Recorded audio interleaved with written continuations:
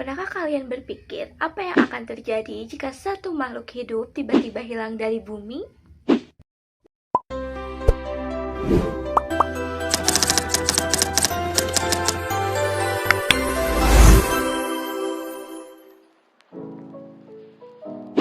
Halo teman-teman, aku Fitri dan hari ini kita akan mengungkap rahasia mengapa bumi bisa seimbang. Nah, tapi sebelum itu perhatikan dengan baik video yang akan ditayangkan karena setelah ini kita akan membahasnya lebih dalam.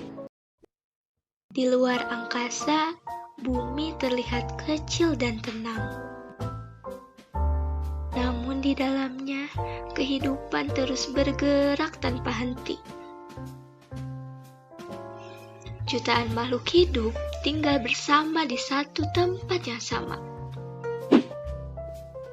Ada hutan yang hijau, laut yang luas, dan kutub yang dingin. Setiap tempat memiliki perannya masing-masing. Tapi, apa yang terjadi jika salah satu bagian bumi mengalami kerusakan? Makhluk hidup tidak hidup sendiri-sendiri. Mereka saling berinteraksi dalam satu ekosistem.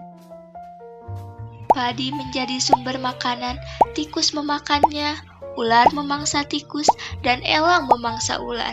Ketika makhluk hidup mati, jamur membantu menguraikannya.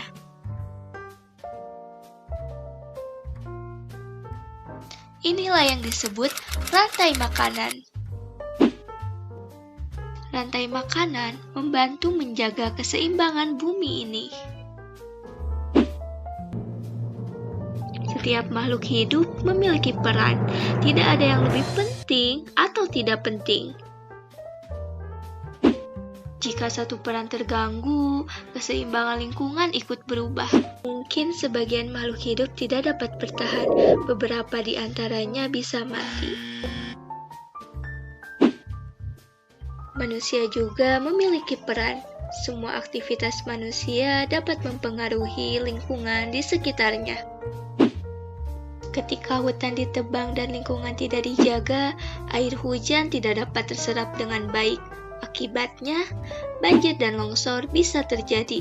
Asap dan sampah juga membuat udara menjadi tercemar. Inilah tanda bahwa keseimbangan bumi sedang terganggu. Sekarang, coba pikirkan, apa peranmu agar bumi tetap seimbang?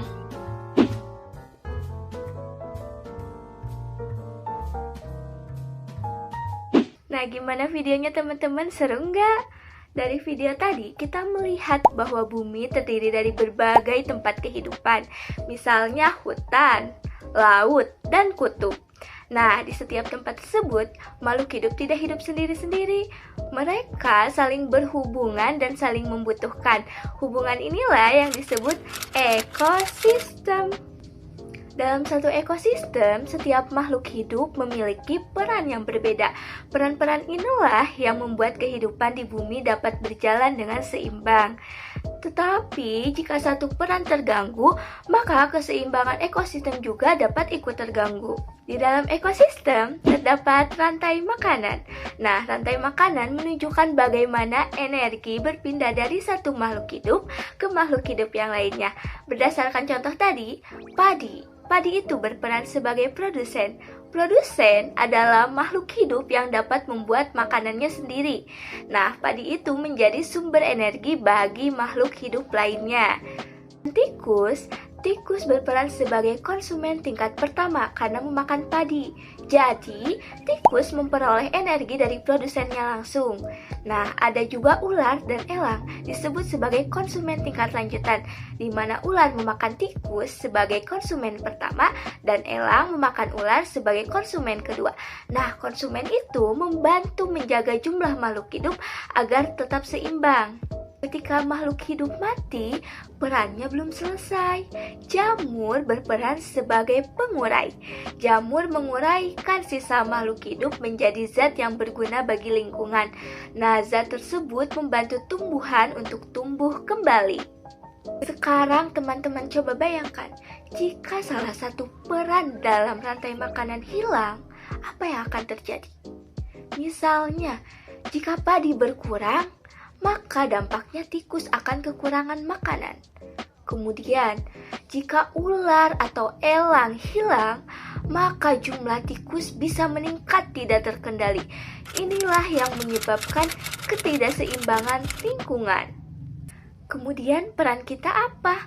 Nah, manusia juga merupakan bagian dari ekosistem. Tindakan manusia dapat mempengaruhi produsen, konsumen, maupun pengurai. Karena itu, manusia memiliki tanggung jawab untuk menjaga keseimbangan bumi. Nah, sekarang kita tidak hanya memahami konsepnya saja, tetapi kita juga akan membuktikannya. Teman-teman akan mengerjakan LKPD melalui beberapa misi untuk mengungkap bagaimana rahasia bumi tetap seimbang.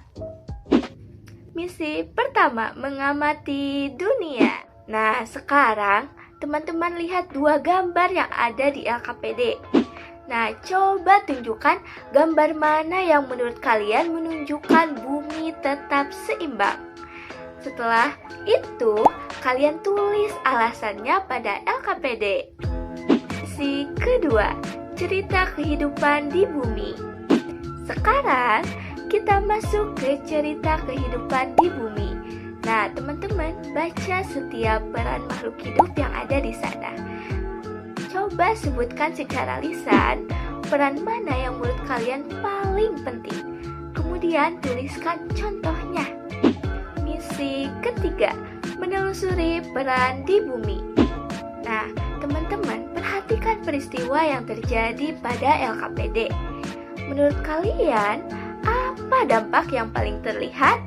Diskusikan sebentar dengan teman di sebelah kalian, kemudian hubungkan peristiwa yang terjadi di bumi dengan dampak yang akan terjadi ke depannya. Misi keempat, mengenal satu kehidupan.